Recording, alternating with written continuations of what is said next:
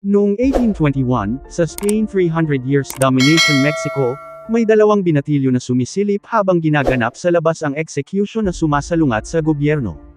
Ang kanilang pangalan ay Alejandro at Joaquin. Pinapauwi na sila ni Senyor Lopez dahil bawal sa mga bata makita ang marahas na pagpatay sa mga nahatulan, ngunit ayaw nilang gawin ang mga bagay dahil inaabangan nila ang legendary na si Zorro. Pinakita ni Senyor Lopez ang marka at sinabihan ang magkapatid na umuwi. Lumabas si Don Rafael Montero sa kanyang balkonahe upang makita ang mga taong galit na galit sa kanyang pamumuno. Dumating naman si Don Luis, minungkahi niya kay Don Rafael Montero na lisanin ang lugar at pumunta sa Santa Ana. Bago niya gawin, pinaalis niya ang mga bata upang simulan na ang pagpatay sa tatlong salarin. Ginawa naman ng mga sundalo at may isa na kumuha kay Joaquin, ito pala si Zorro at mabilis na wala. Agad niyang sinabihan si Alejandro na nakita niya si Zorro. Sa hudyat ni Don Rafael Montero ang execution ay sisimulan na, ginagabayan ng komandante ang sundalo na maghanda sa pagpapaputok. Habang ang dalawang magkakapatid ay hindi pinalalampas ang kaganapan kapag si Zorro ay ipinagtanggol ang mga mamamayan. Ang hudyat sa pagpapaputok ay sinimulan, biglang lumabas si Zorro at ang komandante ang tinamaan. Masaya ang mga tao sa kabayanihang ginagawa ni Zorro at pinatakas ang tatlo habang nilalabanan ang sundalo, hindi nila magawang matamaan si Zorro. Nakita ng dalawang magkapatid ang nag-aabang na sundalo para barilin, kaya tinulungan nila si Zorro. Ang mga tao ay hindi na mapipigilan at binabato ang mga sundalo kaya galit na galit si Don Rafael Montero sa nangyayari. Tuluyan na nakatakas si Zorro habang ang mga sundalo ay pinipigilan na makasunod.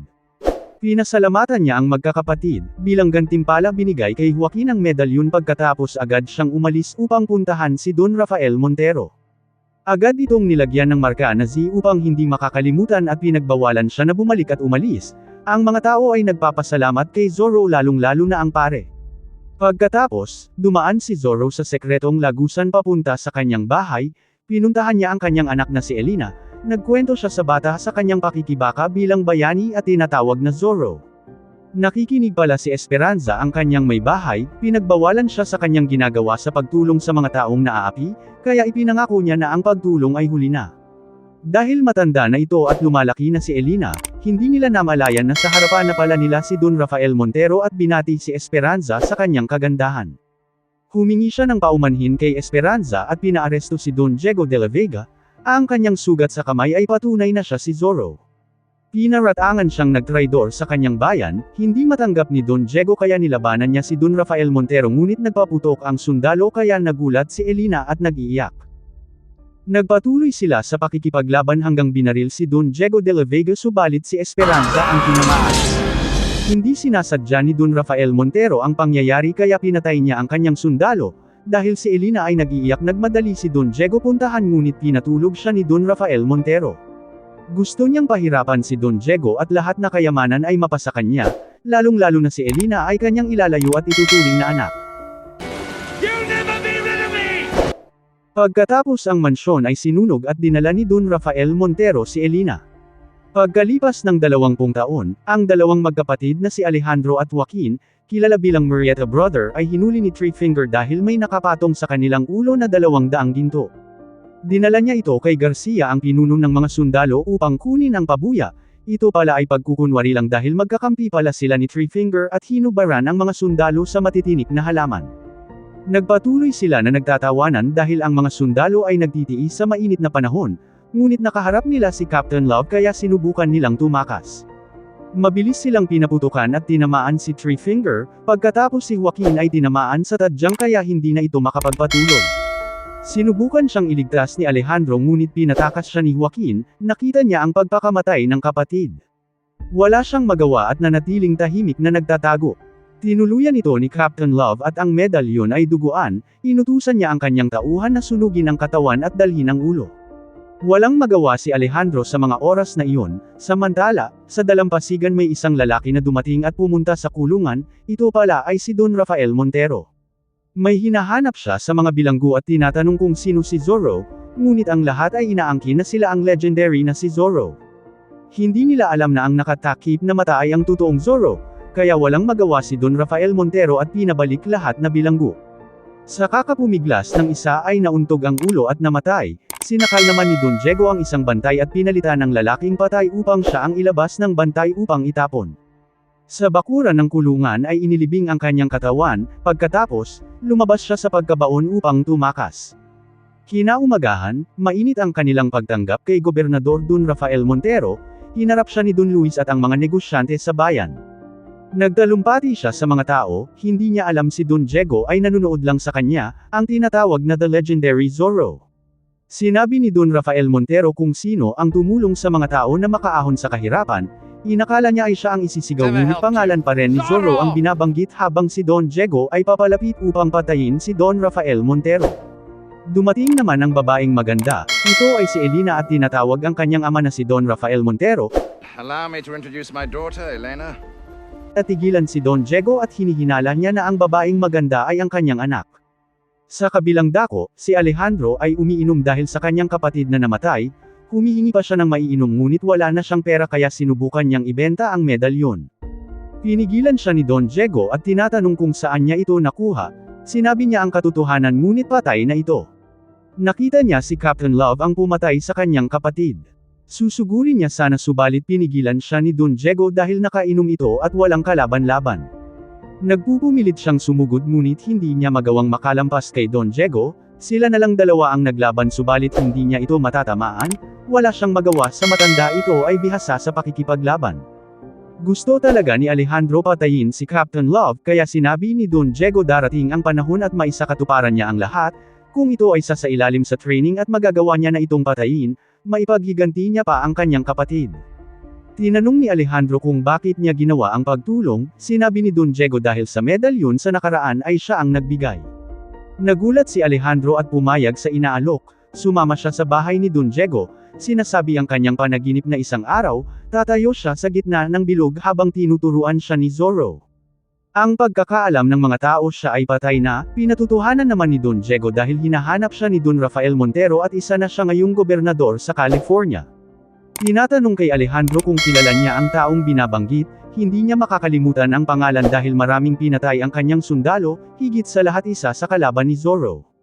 Hinihingi ni Don Diego ang pakikipagtulungan ni Alejandro upang makapaghiganti kay Don Rafael Montero sa mga kasalanan niyang nagawa noong nakaraang 20 taon. Dahil bumalik na ito sa California, sinabi ni Alejandro ang agarang pagpatay ngunit hindi ni Don Diego magagawa dahil sa maraming komplikadong mangyayari.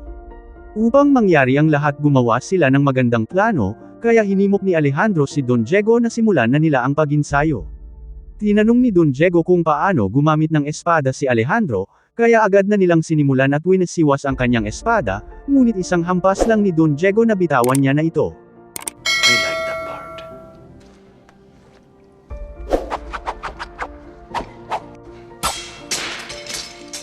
Slow. Again. Perfect. Nagsimula na sila sa seryosong ensayo, ngunit basic muna ang binigay ni Don Diego na kaalaman tulad ng pagpapalakas ng katawan, tamang paghawak ng espada, higit sa lahat ang tamang tindig. Ang lahat ay madali ni Alejandro natutunan, kaya sinubukan niya si Don Diego, ngunit wala pa siya sa kalingkingan at sinabi ang katagang wag umatake na nagmamadali, ito ang unang panuntunan. Ang ikalawang panuntunan, ay maligo dahil nangangamoy na ito at mag-ahit ng biguti. Sa madaling panahon mabilis si Alejandro natututo at nakakasabay na kay Don Diego sa espada at mayabang niyang muling hinamon ito. Again. Pagkatapos ng buong araw na pag-iinsayo lumabas sila sa pamilihan at nakita nila ang kabayo na nagwawala kaya sinubukan ni Alejandro na paamuhin ito. Binabalak niya kunin ang kabayo pagkalipas ng gabi, agad siyang naghanda at naglagay ng maskara sa mukha bilang Zorro. Sinubukan niyang magnakaw ng kabayo ngunit nakita siya ni Elena. Nabighani siya sa kaanyuan ni Alejandro at magalang niyang sinabi na mag-ingat ito sa labas dahil maraming masasamang loob na gumagala. Be careful, señorita. Mabilis siya umalis at nagtungo sa kwadra upang hanapin ang itim na kabayo. Agad niyang nilagyan ng upuan at pinatakbo ngunit nagtatalon ito at pumasok sa bahay pahingahan ng mga sundalo at nagdulot ng kaguluhan. Nahihirapan siyang paamuhin ang kabayo at lahat na nagbabalak na pigilan ay nakakatikim ng malakas na sipa hanggang nahulog si Alejandro. Sinubukan niya muling sumakay at pinatakbo ngunit nahulog siya pagdaan sa pintuan, napapalibutan na siya ng mga sundalo at sinubukan siyang hulihin at dinaganan. Nagawa niyang makatakas at umakyat paitaas, ngunit napakaraming sundalo ang kanyang hinaharap. Wala na siyang magawa at ginamit ang tinuro ni Zoro, kahit nag-iisa nagagawa niyang labanan ang napakaraming sundalo, kahit sa ang sulok ay patuloy siyang hinahabol. Walang kapagurang pagpigil sa paparating na espada, hanggang makaharap niya ang pinakamatangkad na tao at agad siyang tinapon.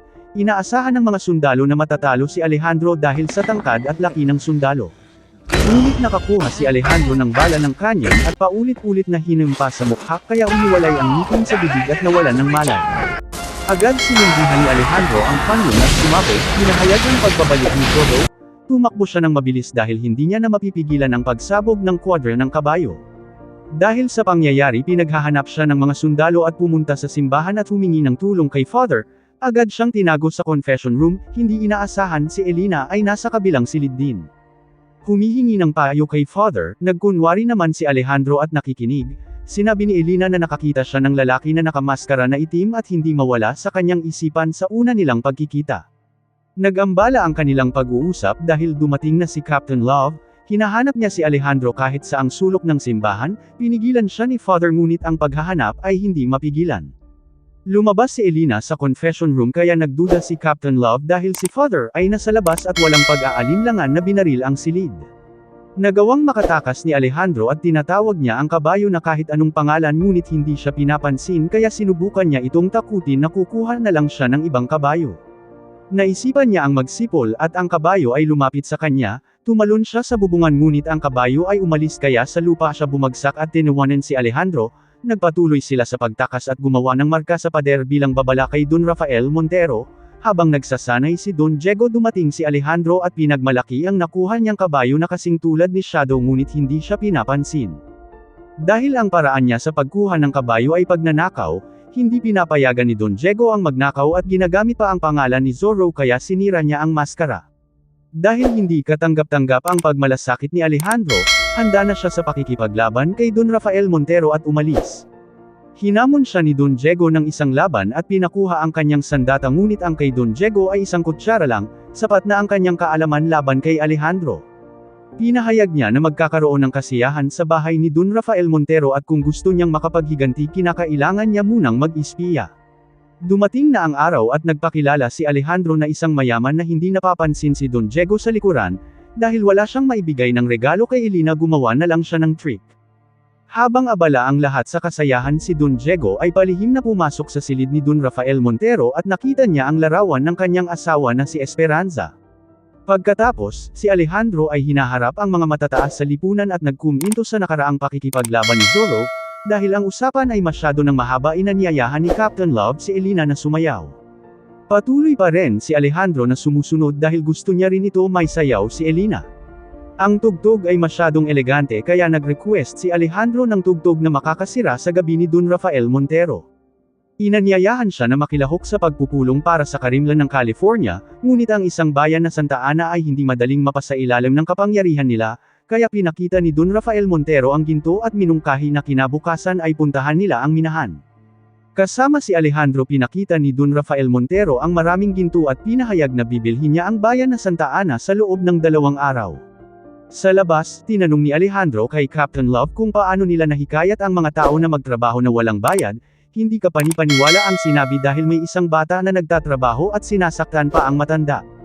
Hindi inaasahang si Three Finger ay nagsisigaw na sinasabi ang kasamaan ni Don Rafael Montero kasama si Captain Love, pinahayag niya kung siya man ay magnanakaw mas higit pa ang ginawa ni Captain Love dahil ang buhay ng mga tao ang kanyang ninanakaw. Upang makapaghiganti sinubukan niya itong patayin ngunit sinalubong siya ng bala ni Captain Love. Dahil sa pangyayari namulat si Alejandro at naawa sa dating kaibigan at umalis, inanyayahan siya ni Captain Love sa kanyang bahay upang mag-inuman, tinanggap niya ang paanyaya. Habang nag-uusap pinakita ni Captain Love ang putol na ulo, tinanong ni Alejandro kung sino ang tao sa jar, kahit alam niya na kapatid niya ito nagkunwari siyang hindi niya kilala. Sinabi ni Harrison masarap inumin ang taong kalaban ngunit may nakababatang kapatid pa ito kaya kinakailangan din patayin. Pinagbigyan niya at uminom at umalis dahil hindi niya kayang tingnan ang kapatid. Samantala, habang naglilinis si Don Diego sa kabayo dumating si Elena. Tinatanong niya kung anong klaseng tao si Alejandro ngunit ang sinasagot ni Don Diego ay ang pagkakahawig niya sa kanyang ina. Nagulat ang dalaga sa narinig at nagkwento si Elena patungkol sa kanyang ina. sinabi niya kay Don Diego na namatay ang kanyang ina sa panganganak. Pagkatapos, namasyal si Elena sa pamilihan, nakita siya ng matandang babae at binigyan siya ng magandang balabal para sa kanyang ina na yumao. Subalit ang ina ni Elena sa kanyang pagkakaalam ay namatay sa Espanya. Sinabi ng matanda na ang ina ni Elena ay si Esperanza at ang kanyang ama ay si Don Diego de la Vega at pinakilala ang sarili na tagapangalaga siya noong bata pa. Naguguluhan si Elena sa mga narinig at sinauli ang regalo ngunit hindi na tinanggap ng matanda. Kinagabihan, iniisip ni Alejandro ang mga tao sa minahan sa pamumuno ni Kapitan Love at nagsisisi sa pagkamatay ng kapatid. Inutusan ni Don Diego na pasukin ang bahay ni Don Rafael Montero upang kunin ang mapa ng minahan at binigay ang maskara upang hindi mapansin. Bago pumasok sa labas, gumawa si Don Diego ng tanda ng pagbabalik ni Zorro. Kaya nangangamba si Don Rafael Montero sa kanilang plano minungkahi ni Kapitan Love na pasabugan ang minahan kasama ang mga tao upang walang ebidensya na makita. Hindi nila napansin kinuha na pala ni Alejandro ang mapa. Pagkaalis napansin ni Kapitan Love na wala na ang mapa kaya tumawag siya ng bantay ngunit nasa likuran na si Alejandro. Mabilis dumating ang dalawang bantay subalit wala silang magawa kaya sumunod sila ayon sa utos. Nagtuos ang dalawa sa pakikipaglaban ngunit ang kasanayan ni Kapitan Love ay kulang pa kaya tinalo siya ni Alejandro. Dumating naman si Don Rafael upang tumulong. Kahit dalawa na silang tumulong hindi nila kayang talunin si Alejandro. Napapalibutan na nila si Zorro sa bilog na lamesa. Ang kanyang kasanayan sa pag-training ay bilog kaya alam niya kung paano harapin ang mga kalaban. Dahil napapalibutan na, at ang kanyang pakay ay ang mapa siya ay tumakas. Pumunta siya sa kulungan ng kabayo, nandoon na pala si Elena na naghihintay. Dahil gusto niyang makuha ang mapa na kinuha ni Alejandro, sinubukan ni Elena pilitin si Alejandro at naglaban sila. Magaling din pala si Elena dahil nakuha niyang mapunit ang damit kaya nagseryoso na si Alejandro. Nagawa niyang din mapunit ang damit ni Elena at hinalikan kaya mas lalong nagalit ang dalaga, dahil babae na talo niya ito at pinatayo gamit ang espada. Hinubaran niya ito kaya wala nang magawa si Elena at pumayag na makipaghalikan. Nagpatuloy siya sa pagtakas ngunit gaya ng dati nahulog na naman siya sa kabayo. Ang mga sundalo ay walang kamalay-malay na ang isa sa kanilang hanay ay si Alejandro. Iniisa-isa niya ang mga sundalo hanggang si Kapitan na lang ang natira. Pagkatapos, pinakita ni Alejandro ang mapa at tinuro ang lokasyon ng minahan ngunit ayaw ni Don Diego sumama dahil gusto niyang mabawi ang kanyang anak at patayin si Don Rafael Montero. Nagalit si Alejandro dahil inakala niyang magkasama sila sa mga layunin na mailigtas ang mga tao sa minahan. Pinaliwanag ni Don Diego na siya na ang bahala sa katauhan ni Zorro upang iligtas ang mga tao dahil siya ang inaasahan ng mga tao. Sa bahay ni Don Rafael Montero dumating si Don Diego at tinutukan ng espada. Nais niya lang na malaman ni Elena ang buong katotohanan kung sino ang tunay niyang ama, ngunit nakakuha si Kapitan Love ng pagkakataon at sinubukan si Don Diego barilin. Subalit pinigilan siya ni Don Rafael Montero dahil mauulit na naman ang nakaraan. Wala nang magawa si Don Diego at hinuli. Kinabukasan, pinuntahan ni Don Rafael Montero at Kapitan Love ang minahan upang isakatuparan ang kanilang plano. Habang nililipat ang mga ginto may isang trabahador ang nawala ng malay. Sumigaw ang tagabantay ng tubig kaya dumating ang lalaki at pinainom ito. Nakita niya ang kanilang tagapagligtas na si Zorro, subalit ang paghahanda ay tapos na kaya lahat na trabahador ay kinulong. Agad sinimulan ni Kapitan Love ang pagpasabog sa minahan.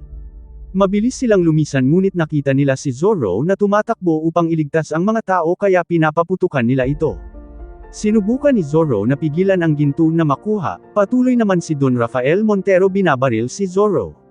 Dahil tumigil ang pag-akyat sa ginto napilitan si Kapitan Love na patayin ang apoy. Dumating naman si Don Diego kasama si Elena at hinarap si Don Rafael Montero. Naglaban ang dalawa at malaya na si Don Diego na patayin si Don Rafael Montero subalit pinigilan siya ni Elena kaya nakakuha si Don Rafael Montero ng pagkakataon na ma-hostage si Elena. Sa ikalawang pagkakataon na ulit na naman at walang magawa si Don Diego, patayin na sana siya ni Don Rafael Montero buti na lang napigilan ni Elena at nagpatuloy ang labanan. Samantala si Alejandro at Kapitan Love ay nagharap ngunit ang bilis at galing ni Alejandro ay hindi niya kinaya. Nagawa pa ni Zorro na lagyan si Kapitan Love ng marka, ang minahan ay nasusunog kaya nakabigay pansin kay Elena ang ingay ng mga tao kaya sinubukan niya ito iligtas. Nagpatuloy si Alejandro at Kapitan Love sa pakikipaglaban hanggang nagawa niya itong mapatay. Bago mawalan ng hininga pinakita niya ang kanyang tunay na katauhan. Si Don Diego naman at Don Rafael Montero ay napagod na sa pakikipaglaban. Si Don Diego ay natalo dahil sa katandaan. napansin niya na nakaapak si Don Rafael Montero sa lubod kaya pinatakbo ni Don Diego ang kariton na may ginto at nahulog magkasama sila ni Kapitan Love. Si Elena naman ay abala sa pagligtas sa mga tao dahil ang minahan ay malapit ng sumabog, nagtagumpay sila at nailigtas ang lahat. Dahil sa katandaan si Don Diego ay malapit ng mamatay kaya pinayagan niya si Elena at Alejandro na magsama. Sa pagtatapos, nagkaroon sila ng anak habang ang bata ay gising. Kinikwento ni Alejandro ang kanyang karanasan sa pakikipaglaban at pagtulong sa mga naaapi. Ang bata naman ay tila naiintindihan ang lahat at tumatawa. Huwag kalimutan mag-subscribe sa aking channel, at mag-like, at paki-click sa notification bell. Salamat po.